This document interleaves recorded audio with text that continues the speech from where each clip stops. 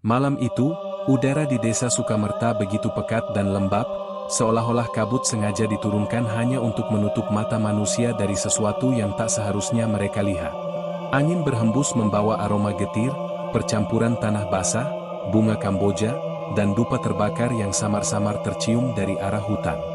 Handoko, seorang pemuda sederhana berusia 23 tahun, melangkah gontai menyusuri jalan setapak usai pulang dari pasar tradisional. Dagangan sayurannya tak laku banyak, hanya cukup untuk makan malam seadanya bersama ibunya yang sudah renta. Ia sering mendesah, memandang orang-orang kaya di desanya yang hidup bergelimang harta tanpa harus bersusah payah. Hatinya menyimpan satu keinginan yang kian hari kian menjeratnya, ia ingin cepat kaya, dengan cara apapun. Di tengah perjalanan, ia menyadari sesuatu yang janggal. Jalan yang biasa ia lalui terasa lebih panjang dari biasanya, seolah-olah tak berujung. Pohon-pohon di kiri kanan jalan menjulang semakin rapat, daunnya seperti berbisik ketika tertiup angin. Handoko mulai resah, keringat dingin menetes dari pelipisnya. Namun tiba-tiba matanya tertumbuk pada cahaya redup di kejauhan. Cahaya itu berkelip-kelip, mirip lampu-lampu minyak yang biasanya dipakai pedagang di pasar malam. Dengan langkah ragu, ia mendekat. Suara-suara samar mulai terdengar, riuh tawar-menawar, tawa cekikikan, suara kentongan, bahkan teriakan anak kecil. Tapi ada sesuatu yang aneh. Suara-suara itu terdengar terdistorsi, kadang nyaring lalu mendadak bergaung jauh seperti dari dalam gua. Tak lama kemudian, Handoko tiba di sebuah lapangan luas yang tak pernah ia kenali sebelumnya. Di sana berdiri pasar megah dengan ratusan kios berderet. Warna-warna aneh berpendar, aroma menyengat menusuk hidung, dan kerumunan orang, atau sesuatu yang menyerupai orang, sibuk berdagang. Ada yang berwujud manusia berkulit pucat, ada yang berwajah menyerupai binatang, dan ada pula yang tak memiliki wujud jelas, hanya bayangan bergerak dengan suara berdesis. Handoko tertegun, dadanya berdegup keras. Pasar itu terasa hidup namun juga mengerikan. Di salah satu kios, ia melihat emas berkilauan, permata bercahaya, kain yang bisa melayang di udara, serta makanan lezat yang berasap wangi meski dagingnya masih bergerak seakan hidup. Seorang penjual tua dengan wajah retak-retak seperti porselen mendekatinya. Senyumnya merekah, tapi matanya kosong, hanya rongga hitam pekat. "Selamat datang, anak muda, kau akhirnya tiba di sini. Pasar ini tak terlihat oleh sembarang orang. Kau haus akan kekayaan, bukan?" Handoko tercekat, lidahnya keluh. Namun di sudut hatinya, sebuah bisikan terdengar, "Ini kesempatanmu, Handoko. Kau bisa jadi kaya tanpa harus bekerja keras." Dan tanpa ia sadari, malam itu adalah awal dari kesepakatan gelap yang akan mengubah seluruh hidupnya. Sebuah langkah pertama menuju pasar gaib, tempat di mana segala mimpi dapat dibeli, namun selalu menuntut harga yang lebih mahal dari yang dibayangkan. Handoko berdiri kaku di gerbang pasar itu. Ia menatap sekeliling dengan campuran rasa takjub dan takut. Lampu-lampu minyak bergelantungan, tapi nyalanya tidak seperti api biasa, lebih mirip cahaya mata yang berkedip-kedip. Setiap kios dihiasi kain lusuh dengan simbol-simbol asing yang berkilau samar. Keramaian di dalam pasar begitu nyata, tapi semakin lama ia perhatikan, semakin banyak kejanggalan yang membuat bulu kuduknya berdiri. Seorang wanita cantik menjajakan kain sutra, namun wajahnya tak pernah berubah ekspresi meski mulutnya bergerak menjual dagangan. Di sisi lain, seorang lelaki berwajah manusia namun tubuhnya penuh sisik menjajakan kendi air. Dari dalam kendi terdengar jeritan lirih, seperti suara orang tenggelam. Handoko ingin berbalik, tapi kakinya seolah terpaku. Ada daya tarik aneh yang memaksanya masuk lebih dalam. Ketika ia melangkah ke sebuah kios tua, bau dupa dan tanah basah menusuk hidungnya.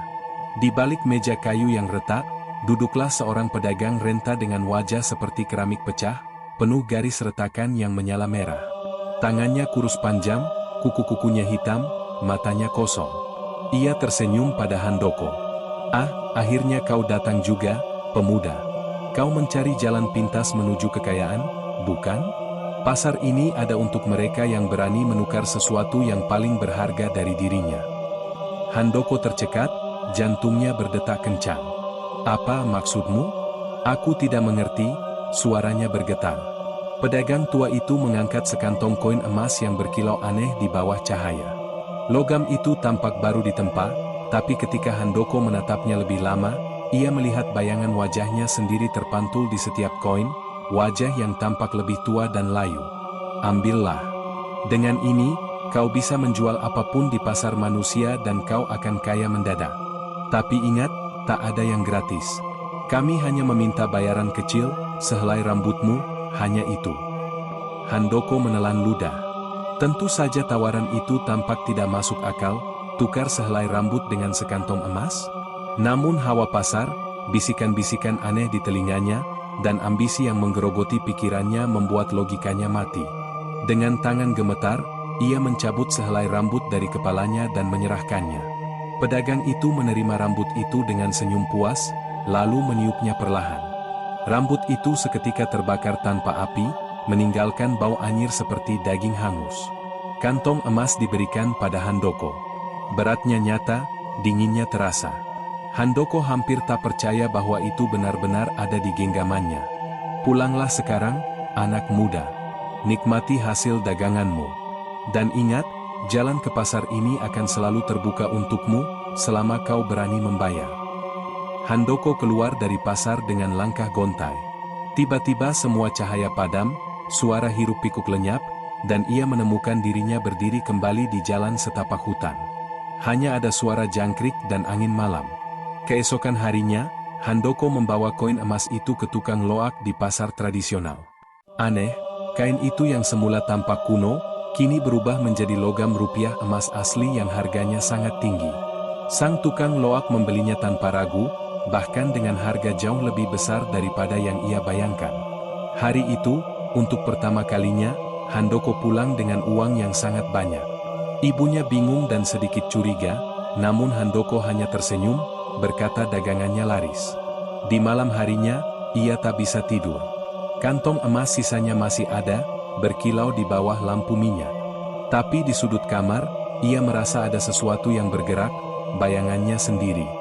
Bayangan itu tampak lebih panjang dari biasanya, bahkan ketika ia tidak bergerak. Handoko merinding. Tapi ambisinya berbisik. Ini baru awal.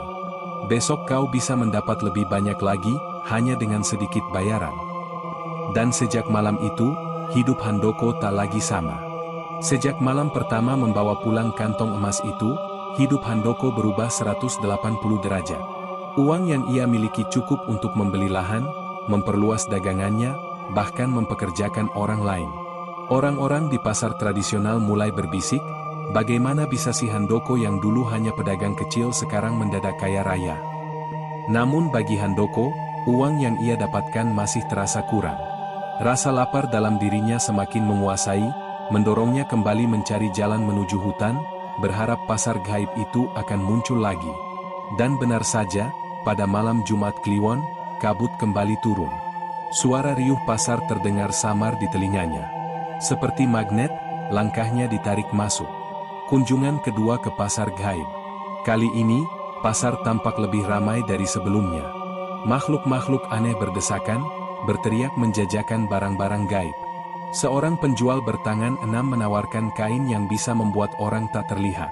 Sesosok wanita bermata tiga menjajakan kendi berisi air yang konon bisa menyembuhkan penyakit.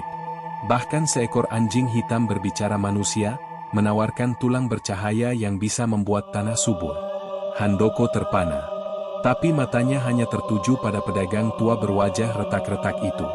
Ia seolah menunggu kedatangannya. Ah, anak muda. Kau kembali, seperti yang sudah kuduga. Apakah kantong emas itu sudah membuatmu puas? Handoko menggigit bibir, lalu menggeleng. Aku ingin lebih. Aku ingin semuanya. Emas, harta, dan kekuasaan. Pedagang itu menyeringai, retakan di wajahnya makin lebar. Baiklah. Tapi kau tahu, semakin banyak yang kau minta, semakin besar pula yang harus kau bayar. Kami ingin lebih dari sekadar rambut. Handoko terdiam, namun hasrat dalam dirinya mengalahkan rasa takut. Apa yang harus kubayar kali ini? Air liurmu, 10 tetes, jawab si pedagang. Handoko bingung, tapi ia menuruti. Ia meludah ke dalam wadah tanah liat yang disodorkan. Begitu air liur itu menyentuh wadah, terdengar jeritan kecil dari dalamnya, seperti suara bayi. Pedagang tua menyerahkan sebuah peti kecil berisi emas batangan, lebih besar dan berat daripada kantong emas sebelumnya. Handoko menatapnya dengan mata berbinar. Nikmati, anak muda, tapi jangan lupa, setiap tetes itu membawa ikatan. Kau akan merasakannya nanti, kata si pedagang dengan senyum dingin. Kekayaan yang mengalir deras. Sepulang dari pasar gaib, kekayaan Handoko semakin menggila. Dagangannya di pasar tradisional selalu habis, tanah yang ia beli mendadak berlipat harga. Bahkan ia mulai dikenal sebagai orang terkaya di desanya. Rumahnya yang dulu sederhana kini berubah menjadi rumah megah dengan perabotan mahal. Handoko yang dulu dipandang sebelah mata kini dihormati, bahkan ditakuti. Namun bersamaan dengan itu, keanehan demi keanehan mulai terjadi. Cermin di rumahnya tidak lagi memantulkan bayangan dengan jelas. Kadang bayangan itu tertinggal beberapa detik, tersenyum sendiri, atau menatapnya dengan mata kosong. Ibunya yang renta mendadak sakit tanpa sebab, tubuhnya kurus kering seolah dihisap energi.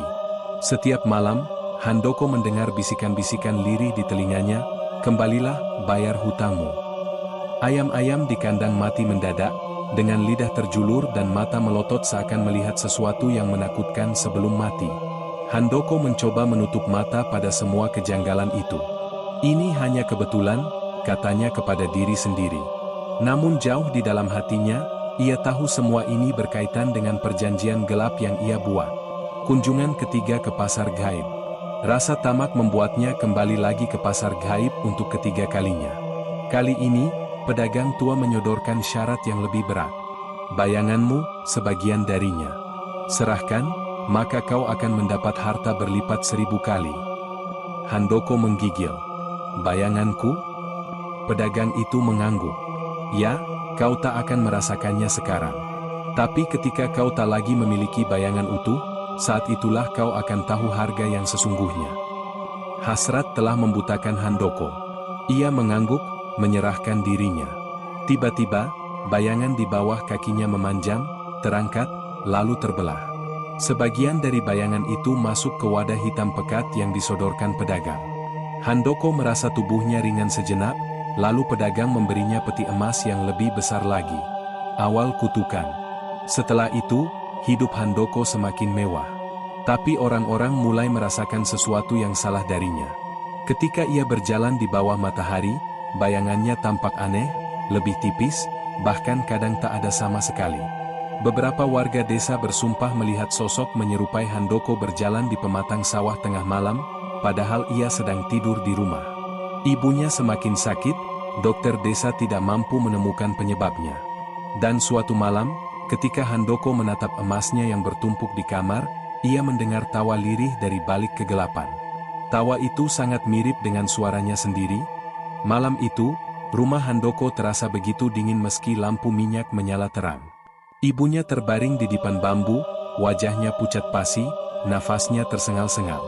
Handoko duduk di samping, menggenggam tangan ibunya, tapi pikirannya bukan pada sakit ibunya, melainkan pada emas-emas yang tersusun di peti kamar sebelah.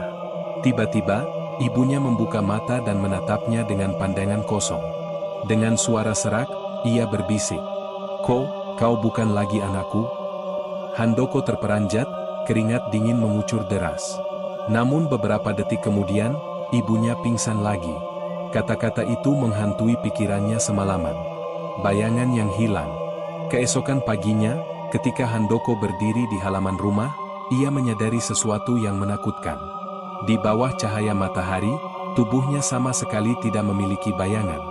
Tanah di bawahnya kosong, seolah ia tak pernah berdiri di sana. Ia panik, menoleh ke sekeliling. Namun yang lebih mengerikan adalah ketika ia masuk ke dalam rumah dan melihat ke dinding. Bayangannya ada di sana, bergerak sendiri. Bayangan itu tersenyum, menggerakkan tangan, bahkan melangkah berlawanan arah dengan tubuhnya. Setiap malam, bayangan itu semakin nyata. Kadang berdiri di ujung kamar, kadang duduk di kursi tempat ia biasa beristirahat. Handoko berusaha mengabaikan, tapi bisikan yang dulu samar kini terdengar jelas di telinganya. "Bayarlah hutangmu, serahkan jiwamu, waktumu hampir habis." Kembali ke pasar gaib. Dengan hati bergejolak, Handoko memutuskan kembali ke pasar gaib untuk mencari jawaban. Malam itu, ia menunggu di jalan setapak hutan. Kabut turun, bau dupa menyengat, dan pasar itu muncul kembali. Namun suasana kali ini berbeda. Tidak ada riuh tawar-menawar seperti sebelumnya. Semua pedagang menatapnya diam-diam. Mata-mata merah, kuning, bahkan putih kosong mengarah padanya. Mereka tidak bergerak, hanya berdiri sambil tersenyum aneh. Handoko berjalan dengan tubuh gemetar. Kios pedagang tua terlihat di ujung. Wajah retak-retaknya kini semakin parah, hampir hancur, tapi matanya berkilau lebih tajam. "Kenapa? Kenapa bayanganku seperti itu?" tanya Handoko dengan suara bergetar. Pedagang itu tertawa kecil.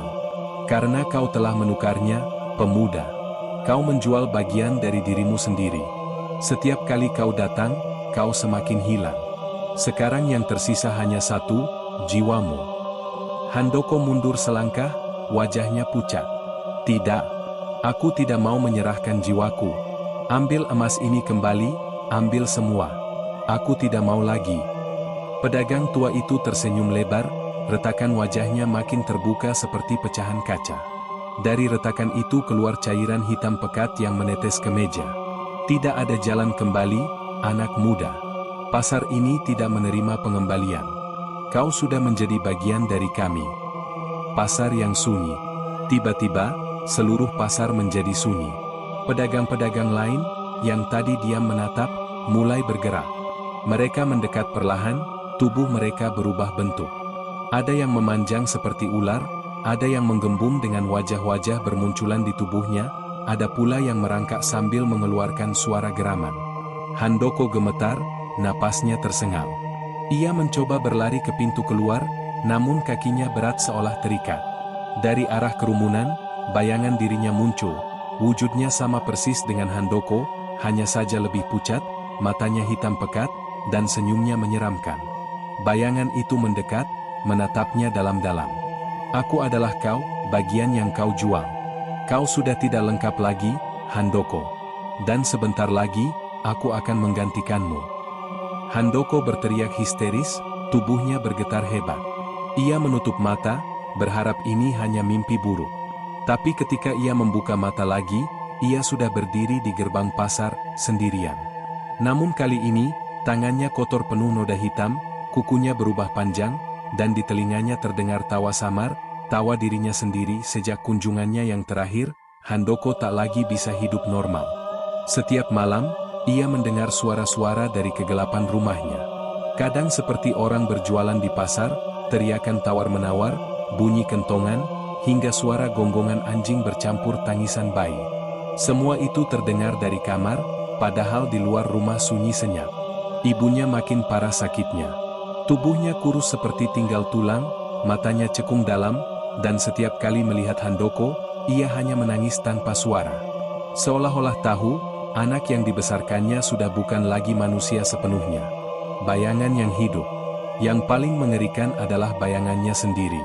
Kini, bayangan itu tak lagi sekadar bergerak berbeda, melainkan hidup sepenuhnya. Kadang Handoko terbangun tengah malam dan melihat bayangannya sedang berdiri di samping ranjang, menunduk menatapnya sambil tersenyum. Kadang bayangan itu berjalan keluar rumah, meninggalkan tubuh Handoko tertidur. Warga desa mulai resah.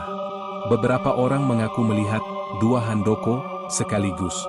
Satu sedang duduk di rumah, satu lagi berjalan di pematang sawah tengah malam. Bahkan ada anak kecil yang bersumpah melihat sosok Handoko tanpa kepala di tepi sungai, menatapnya dengan tatapan kosong. Kabar itu menyebar, dan nama Handoko berubah dari pedagang sukses menjadi kutukan berjalan. Kembali ke pasar untuk terakhir kali. Handoko putus asa. Ia merasa emas-emas yang menumpuk tak lagi berarti apa-apa. Malam Jumat berikutnya, ia kembali ke jalan setapak hutan, berharap bisa membatalkan semua perjanjian. Kabut turun, pasar gaib muncul lagi. Tapi kali ini, suasananya tidak seperti sebelumnya. Tidak ada hiruk-pikuk jual beli. Semua pedagang hanya berdiri kaku, menatapnya dengan mata menyala. Bau anyir darah menyengat dari setiap kios. Pedagang tua berwajah retak-retak berdiri di tengah jalan pasar. Retak wajahnya kini terbuka lebar, dan dari dalamnya keluar tangan-tangan kecil seperti bayi yang berusaha meraih apapun. Ia berkata dengan suara berat, "Tak ada jalan kembali, Handoko. Kau sudah menukar bagian tubuhmu, bayanganmu, dan sekarang giliran jiwamu. Bayarlah lunas."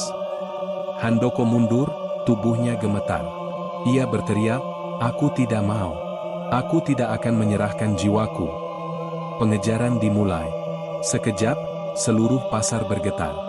Makhluk-makhluk pasar bergerak mendekat, tubuh mereka berubah-ubah dengan wujud mengerikan. Seorang wanita tanpa mata merangkak cepat dengan suara cekikikan. Seekor anjing hitam dengan kepala manusia mengaum keras. Sesosok pedagang bermulut lebar hingga telinganya terbuka, dari dalam mulutnya keluar tangan-tangan kecil yang meraih ke segala arah. Handoko berlari panik di lorong pasar. Kios-kios tampak semakin panjang tak berujung.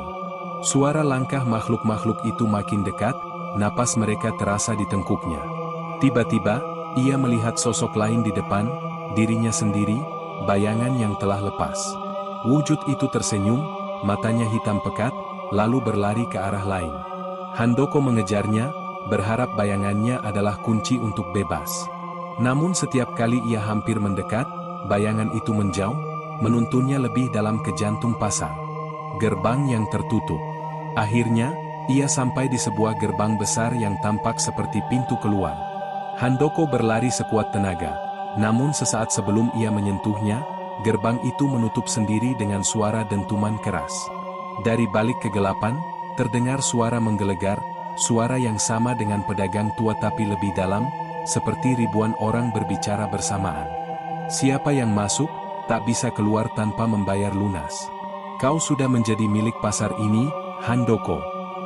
Makhluk-makhluk itu mendekat, mengepungnya dari segala arah. Nafas Handoko terengah-engah, matanya penuh ketakutan. Ia sadar, tak ada lagi jalan keluar. Dalam putus asa, ia menjerit histeris, memanggil nama Tuhan, memohon agar diberi kesempatan. Namun tawa para pedagang pasar menggema, menenggelamkan doanya. Di saat terakhir, bayangannya sendiri mendekat, menatap wajahnya dengan tatapan puas. "Aku akan hidup di dunia, sementara kau di sini." Dan dalam sekejap, gelap menelan segalanya. Pagi itu, warga desa Sukamerta gempar. Rumah megah milik Handoko terbuka lebar, tapi tak ada suara kehidupan di dalamnya.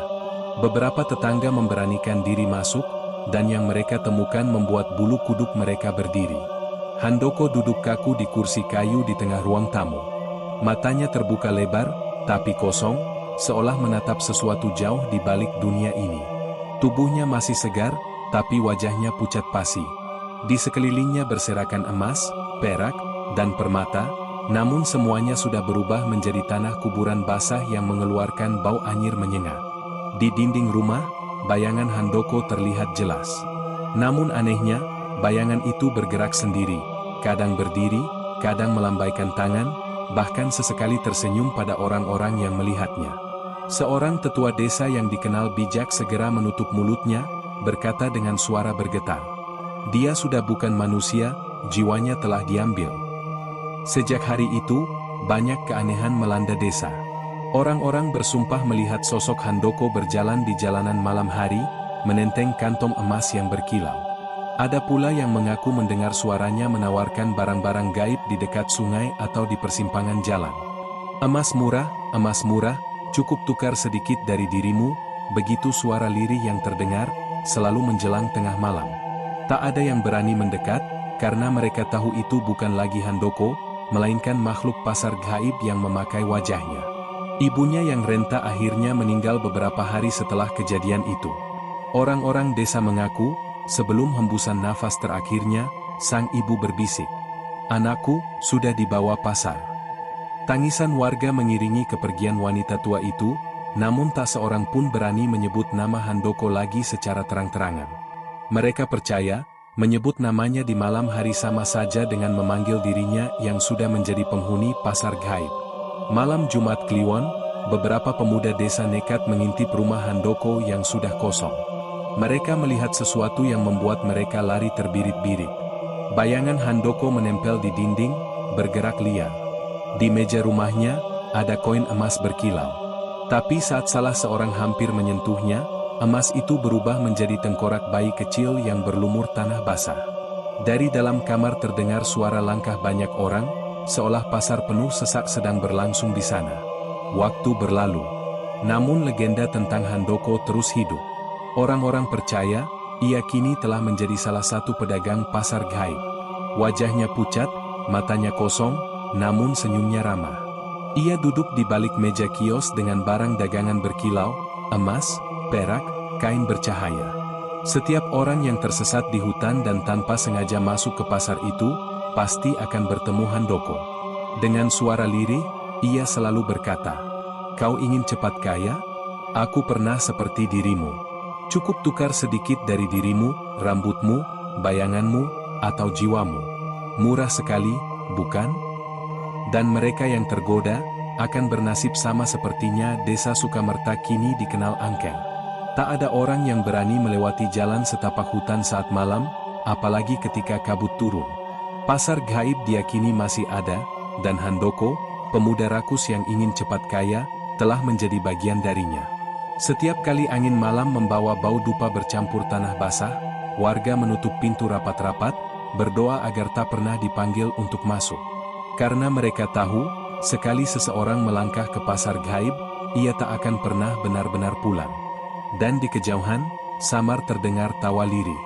"Aku Handoko, aku menunggu, siapa selanjutnya?" Waktu berjalan, tahun berganti, dan kisah Handoko perlahan menjadi legenda yang diceritakan turun-temurun di desa Sukamerta. Orang-orang tidak lagi menyebut namanya dengan teram, melainkan menyebutnya dengan julukan samar, pedagang bayangan. Kisah itu selalu muncul ketika malam terlalu sepi dan angin membawa aroma tanah basah. Orang-orang tua akan menutup pintu rapat-rapat, menyuruh anak-anak mereka masuk, lalu berbisik, "Ingatlah, jangan pernah tergoda jalan singkat menuju kekayaan. Karena emas yang datang tanpa usaha, selalu ada harga yang lebih mahal untuk dibayar." Rumah besar Handoko kini tinggal reruntuhan, ditelan lumut dan semak. Namun para pejalan malam bersumpah, kadang-kadang lampu minyak masih terlihat menyala dari dalam, diikuti suara ramai seperti pasar yang hiruk pikuk. Ada yang mendengar suara perempuan tua menangis lirih, ada pula yang melihat bayangan lelaki duduk di kursi, masih dengan senyum misteriusnya. Harta kekayaan yang dulu ia banggakan kini tak berarti apa-apa. Semua emas, perhiasan, dan barang mewah yang tersisa berubah menjadi tanah kuburan, serpihan tulang, dan kerikil hitam. Seolah dunia nyata menolak semua benda hasil jual beli di pasar gaib. Namun pasar itu sendiri, pasar gaib, masih tetap hidup. Ia tak pernah hilang, hanya menunggu orang-orang serakah yang haus kekayaan tanpa usaha. Kadang, seorang pengembara tersesat akan melihat jalan kecil di hutan diterangi lampu minyak. Jika mereka mengikuti cahaya itu, tibalah mereka di keramaian asing, tenda-tenda lusuh yang menjual barang-barang bercahaya, koin emas yang berkilau, hingga permata yang bergetar seperti jantung manusia. Dan di salah satu sudut pasar, duduklah Handoko. Tubuhnya kini lebih pucat dari mayat, matanya kosong, tapi senyumnya hangat. Ia memanggil siapapun yang melintas, menawarkan barang dengan suara rendah penuh bujuk rayu. "Tak perlu menunggu lama. Kaya itu mudah, cukup berikan sedikit dari dirimu." Setiap kata yang keluar darinya adalah jerat, dan siapa yang terperangkap akan kehilangan lebih banyak daripada yang pernah mereka bayangkan. Apa yang menimpa Handoko bukan sekadar kisah horor, melainkan sebuah pengingat bahwa kekayaan yang diperoleh tanpa keringat dan usaha hanyalah fatamorgana. Bahwa segala yang tampak menggiurkan, bila berasal dari kegelapan, hanya akan menyeret jiwa ke jurang tanpa dasar. Seorang tetua desa pernah berkata sambil menatap reruntuhan rumah Handoko, "Lihatlah, Nak. Manusia sering lupa, yang memberi rezeki sejati adalah Yang Maha Kuasa. Jika kita mencari jalan pintas dengan melupakannya, maka yang kita temui bukanlah kekayaan, melainkan kehancuran." Dan begitulah, Handoko menjadi peringatan hidup, atau lebih tepatnya, peringatan mati. Namanya terpatri dalam cerita rakyat sebagai contoh nyata tentang keserakahan. Mereka yang berani mendekati hutan di malam hari masih bersumpah mendengar suaranya, samar tapi jelas. "Aku masih berdagang, aku masih menunggu, siapa yang akan jadi pembeli berikutnya?" Dan setiap kali suara itu terdengar, Orang-orang hanya bisa merapatkan kain selimut mereka, berdoa agar tidak pernah terpanggil masuk. Karena sekali melangkah ke pasar gaib, jalan pulang sudah tertutup selamanya.